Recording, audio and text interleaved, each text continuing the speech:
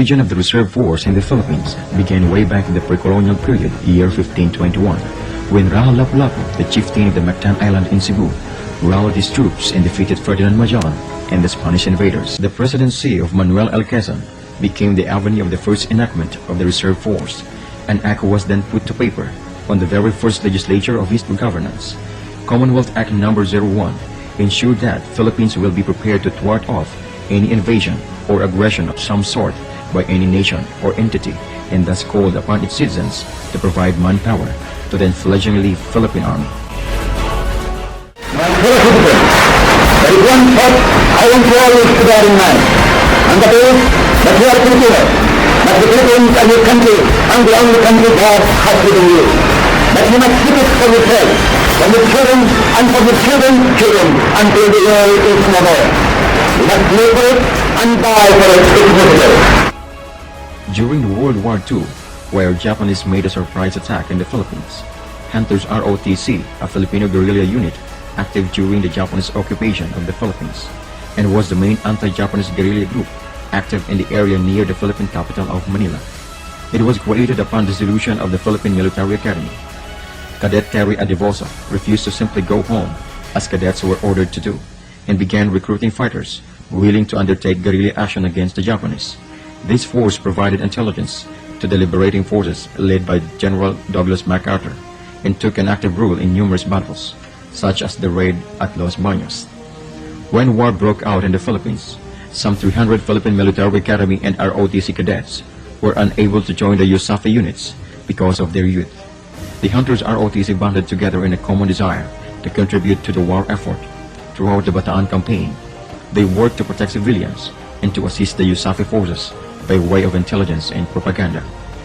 During the Battle of Manila in 1945, the Hunters ROTC, under the command of Lieutenant Colonel Emmanuel V. de Ocampo, fought with the U.S. Army from Nasugbo, Batangas to the Manila General Post Office. The Hunters also jointly operated with the Philippine Commonwealth Army and the Philippine Constabulary and the American soldier and military officers of the United States Army in many operations in Manila, Rizal, Cavite, Laguna, Batangas, and Tayabas. Until 1986, after the infamous EDSA Revolution, the unit was shortly deactivated since the armed forces of the Philippines at that time had undergone retraining and reorganization. 1991 was the new beginning for a new reserve force when Republic Act 7077, Reservist Act of 1991, was signed into law on July 1, 1991. It was also known as Citizens Armed Force Act or Reservist Law of 1991. The new legislation directed the AFP to organize and create units with the sole purpose of reservist management. That's why, on May 12, 1992, the Reserve Command of the Philippine Army was again reactivated pursuant to HPA General Orders No. 392 and was later again renamed as the Army Reserve Command on October 1, 1999, HPA General Order No. 1300, and was given its marching orders to maintain, administer, develop, train, and organize reservist units to help enhance and sustain national security. It is not envisioned by the state to have a nation under arms unless extremely necessary. Article 2, Section 4 of Republic Act 7077. The mission of the Citizen Armed Force is to provide the base of expansion of the armed forces of the Philippines in the event of war, invasion, or rebellion, to assist in relief and rescue during disaster or calamities, to assist in socio-economic development, and to assist in the operation and maintenance of essential government or private utilities in the furtherance of overall mission. The reserve force shall be organized into 5 components, namely, first, the Army Reserve Component. They will be the primary unit of Citizen Armed Force. The battalion equivalent of the reserve will be organized on a provincial basis. Reserve units of the brigades and division equivalent would be organized on a regional basis. Their organizational structures and manning should be prescribed by the Secretary of National Defense as much as possible shall conform to their existing civilian organization. 2. The Air Force Reserve Component. 3. The Navy Reserve Component. 4. The AFP-Wide Technical Reserve Component. And 5. The Affiliated Reservists. Affiliated reserve are private and government entities, corporation establishments, and organizations at the national, provincial, and municipal levels, which provide essential public services such as water, light, transportation, and communications, where are necessary to support the prosecution of national defense. Plans or to meet an emergency shall be organized as affiliated units of the reserve force. Citizen soldiers are being categorized by the following. First, category reserve, composed of able-bodied reservists whose age is between 18 years and 35 years inclusive. Second category reserve, those whose ages are between 36 and 51 years provided that they are physically fit. Third category reserve are those who age above 51 and physically fit.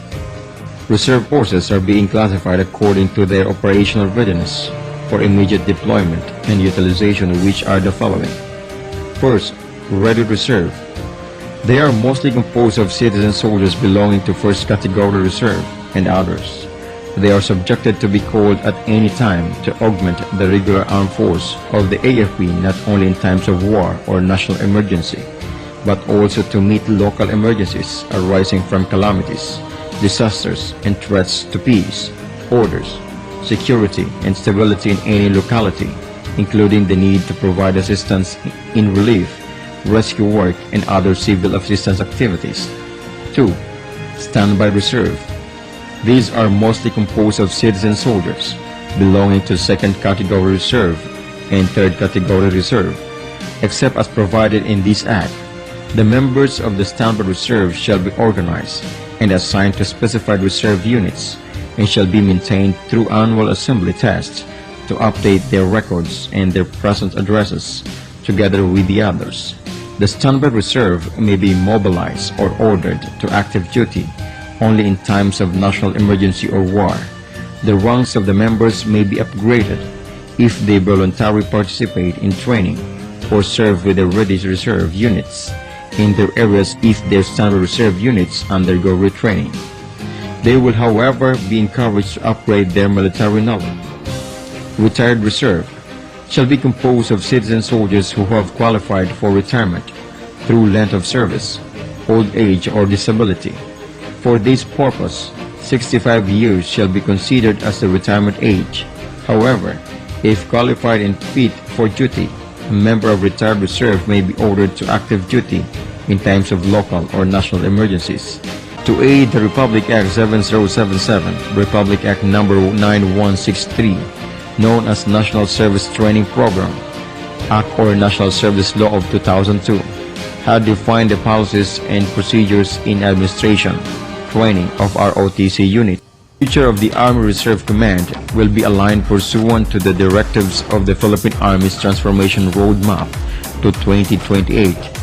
It's a 15-year strategy to attain its vision to be a world-class army that is a source of national pride, meeting the demand of the 21st generation.